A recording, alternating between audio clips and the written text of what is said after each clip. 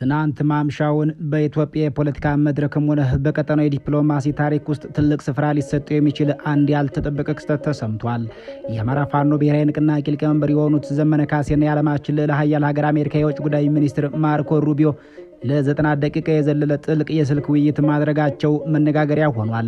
ይህ ውይይት የኢትዮጵያን ወቅታዊ የፖለቲካ ሁኔታ፣ የአማራን ሕዝብ ጥያቄዎች እንዲሁም የቀንዱን ቀጠና ሰፋ ያለ ጂኦፖለቲካ ማዕከል ያደረገ እንደነበር የቅርብ የመረጃ ምንጮች አረጋግጠዋል።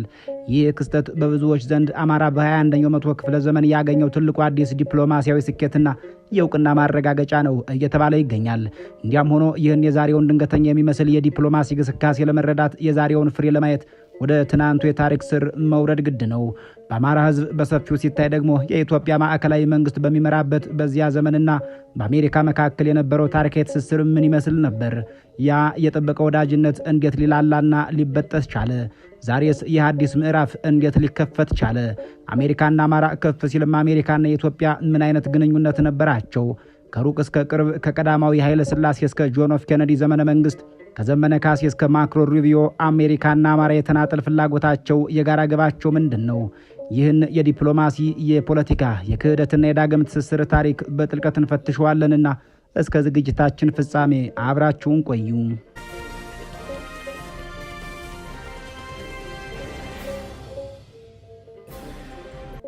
ጥንት ሊቃውንቱ ነገ መቼ ነው ቢሉ ትናንትን ጠይቅ ይሉት ብሂል እንደነበራቸውም ነው።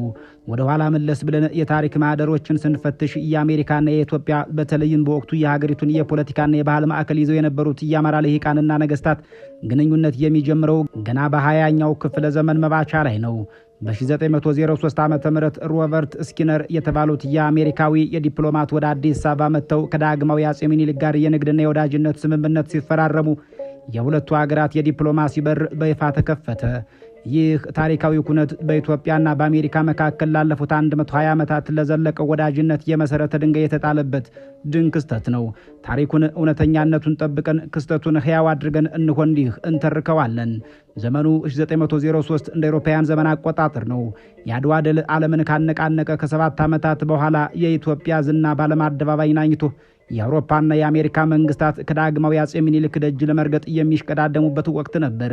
በወቅቱ የአሜሪካው ፕሬዝዳንት የነበሩት ቲዎዶር ሮዝቬልት በአፍሪካ ቀንድ ብቸኛዋ ነፃ ሀገር ከሆነችውና በምኒልክ ጥበብ ከምትመራው የኢትዮጵያ ጋር የንግድና የወዳጅነት ግንኙነት መመስረት ፈለጉ። ለዚህም ታላቅ ተልእኮ የመረጡት በፈረንሳይ ማርሴይ የአሜሪካ ኮንስል ጀነራል የነበሩትን ሮበርት ፒ ስኪነርን ነበር። ስኪነርና የልዑካን ቡድኑ ዘመናዊ የጦር መሳሪያዎችን፣ የጽህፈት መኪናዎችንና የፕሬዝዳንት ሮዝቬልትን የክብር ደብዳቤ በመያዝ ጉዞ ጀመሩ።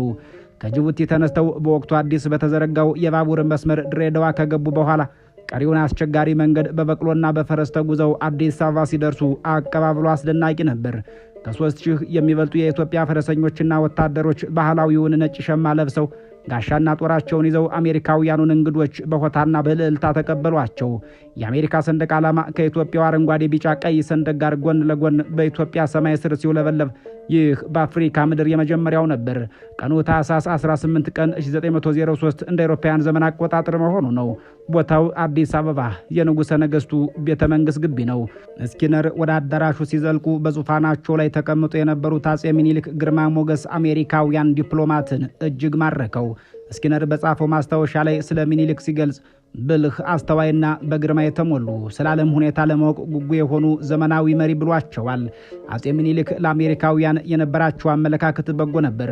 በተለይም አሜሪካ እንደ ሌሎች የአውሮፓ ሀገራት የቀኝ ግዛት ፍላጎት እንደሌላት በመረዳታቸው ንግግሩ በቅንነት የተሞላ ሆነም። ሁለቱ ወገኖች ስለ ንግድ ልውውጥ፣ በተለይም የኢትዮጵያ ቡናና ቆዳ ወደ አሜሪካ ስለመላክ እንዲሁም የአሜሪካ የጥጥ ምርቶች ወደ ኢትዮጵያ ስለመግባት በሰፊው ተወያዩ። በመጨረሻም በታሪክ 1903 የንግድና የልውውጥ ስምምነት በእነሱ አንደበት ትሪቲ ኦፍ ኮሜርስ ኤንድ ሪሌሽንስ የሚባለው ሰነድ ተፈረመ። ይህ ስምምነት በሁለቱ ሀገራት መካከል የዲፕሎማሲ ግንኙነትን በይፋ የጀመረ ሲሆን ኢትዮጵያ ለአሜሪካ ነጋዴዎችና ዜጎች የተመረጠች ሀገር ወይም ሞስት ፋቨርድ ኔሽን የሚለውን የንግድ መብት ሰጠች። ስምምነቱ ሲጠናቀቅ አጼ ምኒልክ ለፕሬዝዳንት ሮዝቬልት የሚሆን ስጦታ አበርክተው እንግዶችን ሸኙ። ስኪነር ወደ ሀገሩ ሲመለስ ይዞት የሄደው ወረቀትና ፊርማ ብቻ አልነበረም። የጥቁር ሕዝብ ኩራት የሆነችውን የኢትዮጵያን ክብርና የንጉሠ ነገሥቱን ታላቅነት ጭምር እንጂ። ክስተቱ ዛሬ ላለው የኢትዮ አሜሪካ ግንኙነት መሰረት የሆነ ታላቅ ታሪካዊ ምዕራፍ እንደሆነ የየሁለቱም ሀገራት ዲፕሎማቶች ሲናገሩት ይደመጣሉ። ይሁን እንጂ ግንኙነቱ ወደ ላቀና ወደ ጠበቀ ደረጃ የደረሰው በቀዳማዊ አፄ ኃይለ ሥላሴ ዘመነ መንግስት ነው። በወቅቱ የነበረው የኢትዮጵያ ማዕከላዊ አስተዳደር ባህልና ስነ ልቦና ከአማራው ማህበረሰብ እሴቶች ጋር በእጅጉ የተሳሰረ በመሆኑ ክቡራን አድማጮች ግንኙነቱ በአሜሪካና በአማራ መካከል ነው ቢባል ማባይ እንደማይሆን አድማጭ የሚረዳው ነጥብ ነው። አሜሪካም በወቅቱ በኢትዮጵያ ላይ የነበራት እይታ ከዚህ ማህበረሰብ ፖለቲካዊ መዋቅር ጋር እየተቆራኘ ነበር።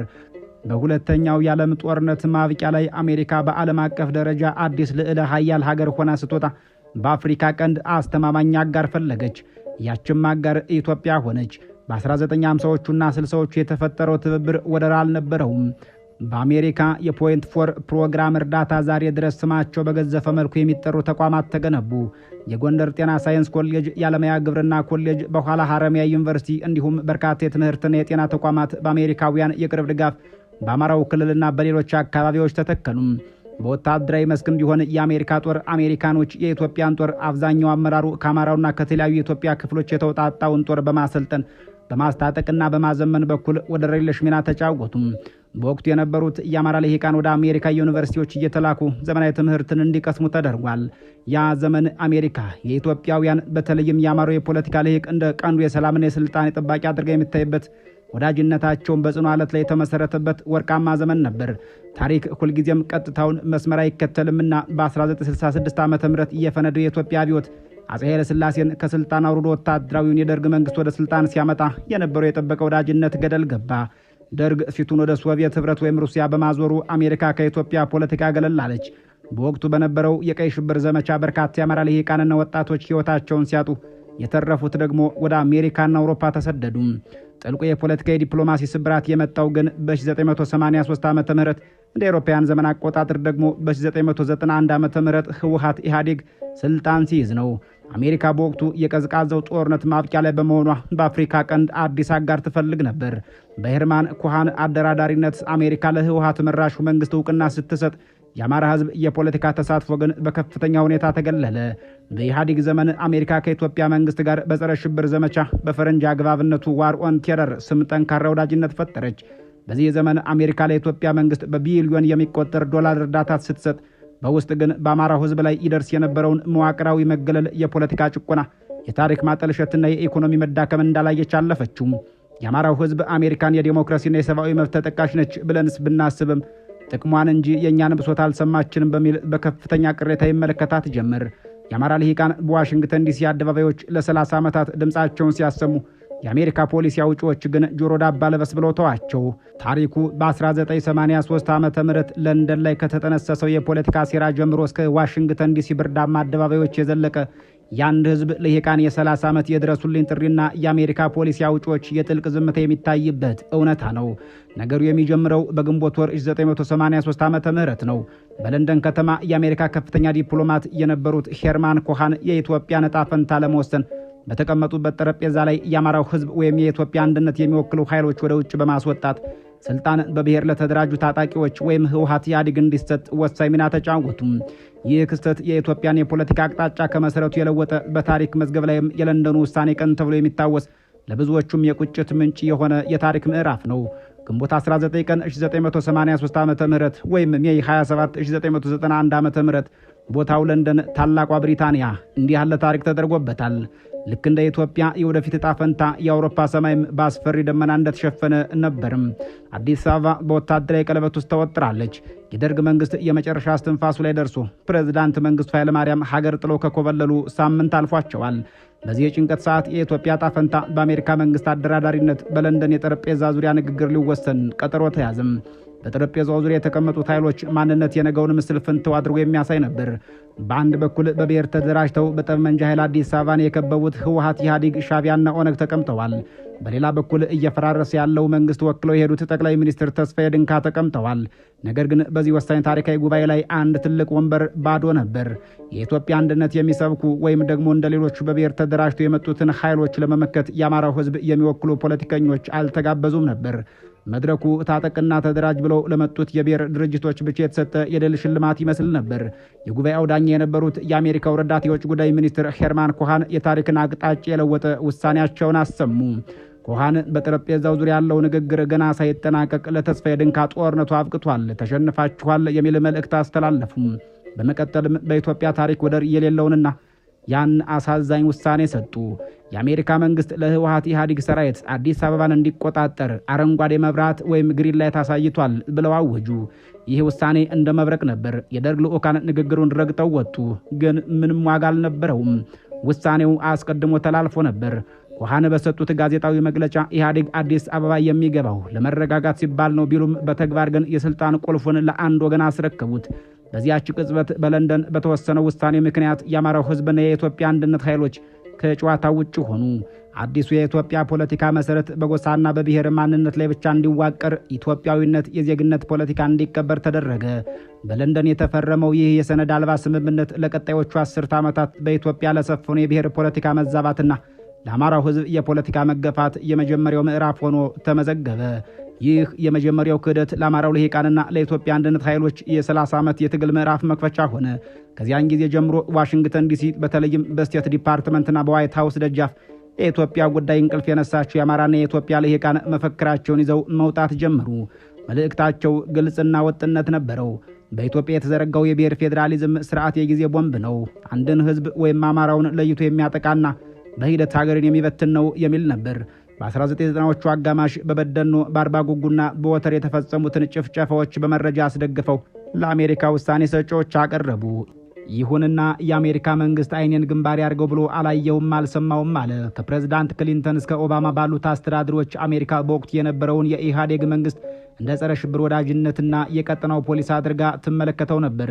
ለምዕራባውያኑ ፖሊስ አውጪዎች መለስ ዜናዊና ቡድናቸው የሚያቀርቡት የኢኮኖሚ እድገትና መረጋጋት ሪፖርት በዲሲ አደባባይ ተቃዋሚዎች ከሚያሰሙት የሰብአዊ መብት ጥሰትና የዘር ማጥፋት ጩኸት ይልቅ ክብደት ነበረው።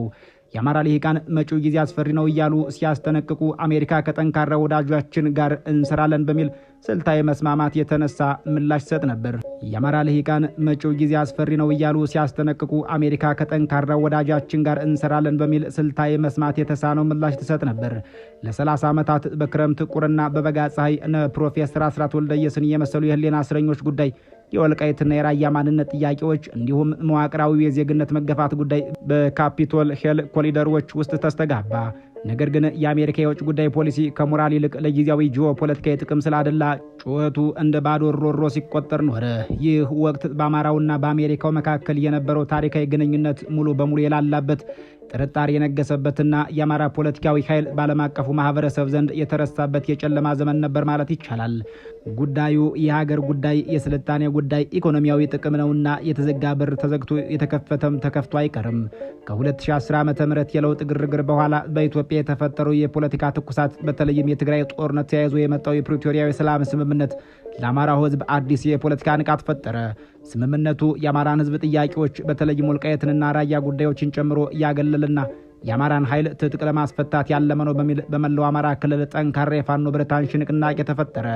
ይህ የፋኖ ንቅናቄ ከጊዜ ወደ ጊዜ እየተጠናከረ መዋቅር እየዘረጋና ህዝባዊ መሰረቱን እያሰፋ ሲመጣ ዓለም አቀፉ ማህበረሰብ በተለይም አሜሪካ ጉዳዩን በቸልታ ማለፍ እንደማትችል ተገነዘበች። ፋኖ ዛሬ ላይ አማጺ ኃይል ሳይሆን የራሱ የሆነ ፖለቲካዊ ዓላማ፣ ህዝባዊ ድጋፍና መዋቅር ያለው ትልቅ ኃይል መሆኑን ማሳየት ቻለ። በተለይም የአማራ ፋኖ ብሔራዊ ንቅናቄ በዘመነ ካሴ አመራር ስር ሆኖ ጠንካራ የፖለቲካና የወታደራዊ መዋቅር መፍጠሩ አሜሪካ የፖሊሲ ክለሳ እንድታደርግ አስገደዳት። በአዲሱ የአሜሪካ ፕሬዝዳንት ዶናልድ ትራምፕ አስተዳደር ውስጥ የውጭ ጉዳይ ሚኒስትር ሆነው የተሾሙት ማርኮ ሩቢዮ በጂኦፖለቲካዊ ትንታኔያቸውና በሰብአዊ መብት አቋማቸው የሚታወቁ አንጋፋ ፖለቲከኛ ናቸው። አሜሪካ አሁን በአፍሪካ ቀንድ ያላት ስሌት ተቀይሯል። በቀይ ባህር ቀጠና፣ በሱዳን ጦርነትና በኢትዮጵያ ውስጥ የመከፋፈል ውስጥ የአማራ ፋኖ ቁልፍ ሚና ያለው መሆኑን የአሜሪካ የስለላና የዲፕሎማሲ ተቋማት በሚገባ ተገንዝበዋል። ትናንት ማምሻውን በዘመነ ካሴና በማርኮ ሩቢዮ መካከል የተካሄደው የ90 ደቂቃ ርዝመት ያለው የስልክ ውይይት የዚህ እውነታ ማሳያ ነው ያሉን አንድ የዲፕሎማሲ ባለሙያ፣ ዲፕሎማሲ በባህሪው እውቅናዊ ሪኮግኒሽን ላይ የተመሰረተ ነው ይላሉ። የአሜሪካ ውጭ ጉዳይ ሚኒስትር የትኛውም የትግል መሪ ዝም ብሎ አያነጋግርም የሚሉት እኒው አዋቂ የሚያነጋግረው ኃይሉ መሬት ላይ ያለውን ተጨባጭ ጉልበት፣ የህዝብ ተቀባይነትና የቀጠናውን የፖለቲካ የመቅረጽ አቅም እንዳለው ሲያምን ብቻ ነው ብለዋል። በማከልም በዚህ ውይይት ላይ የአማራ ህዝብ የፖለቲካ ህልውና ጥያቄዎች ዓለም አቀፍ እውቅናን አገኝተዋል ማለት ይቻላል ይላሉ። ውይይቱ ስለምንም ይሁን ምን የፋኖ ንቅናቄ ወታደራዊ አቅሙን ወደ ዲፕሎማሲያዊ ካፒታል መቀየር መቻሉን ያሳየ እንደሆነም አንስተዋል። አሜሪካ ኢትዮጵያ ውስጥ ሰላም ሊመጣ የሚችለው ሁሉንም ባለድርሻ አካላት በተለይም ግዙፍ የህዝብ መሰረት ያለውን የአማራን ኃይል ሲያካትት ብቻ መሆኑን ማመኗን ያሳያል በሚል የውይይቱን ውጤታማነት አመላክተዋል። የተከበራችሁ የበራፍቲ ቤተሰቦች ታሪክ ራሱን ይደግማል ይባላል። አሁን ግን ታሪክ ራሱን ያድሳል ለማለት ያስገድዳል። ከአንድ ምዕት ዓመት በፊት የጀመረው በአፄ ኃይለ ሥላሴ ዘመን አንብቦ የነበረው ነገር ግን በደርግ በኢህአዴግ ዘመናት ደብዝዞ ተበጥሶ የነበረው የአሜሪካና የአማራ የፖለቲካ ግንኙነት ዛሬ በአዲስ መልክ በአዲስ ትውልድና በአዲስ አውድ ዳግም እያንሰራራ ይገኛል። ዘመነ ካሴና ማርኮ ሩቢዮ ያደረጉት ይህ ታሪክ የስልክ ውይይት የሁለቱ ግለሰቦች ወሬ ሳይሆን የተገፈው የአማራ ህዝብ ጥያቄ የዓለም አቀፉን የፖለቲካ በር በኃይል አንኳኩቶ ማስከፈቱን የሚያመላክት ነው ይላሉ። ይህ የዲፕሎማሲ ድል የአማራ ልሂቃን አርበኞች በትግል በጽናትና በጥበብ ያመጡት ትልቅ ምዕራፍ ነው ማለት ይቻላል ብለዋል ባለሙያው። ወደፊት ይህ ዳግም የተጀመረው ወዳጅነትና ትብብር እንዴት በኢትዮጵያና በቀጠናው ሰላምን፣ እኩልነትንና ዲሞክራሲን ሊያመጣ እንደሚችል ጊዜ የሚፈታው ቢሆንም ዛሬ ግን አማራ በዓለም አቀፍ መድረክ ላይ የራሱን ድምፅ በራሱ አንደበት የሚያሰማበት የዲፕሎማሲያዊ ከፍታ ላይ መድረሱን ይህ ክስተት ቁልጭ አድርጎ የሚያሳይ መሆኑን ሊቁ ጠቅሰዋል። የዚህን ታሪካዊ ክስተት ቀጣይ እርምጃዎችና ውጤቶቹን አብረን የምንከታተል ይሆናል በሚል እንሰናበታለን። የተከበራችሁ የበራቱ ቤተሰቦች በያላችሁበት ዓለም ዳርቻ ሰናይ ጊዜ እየተመኘን በዚሁ እንሰናበታለን።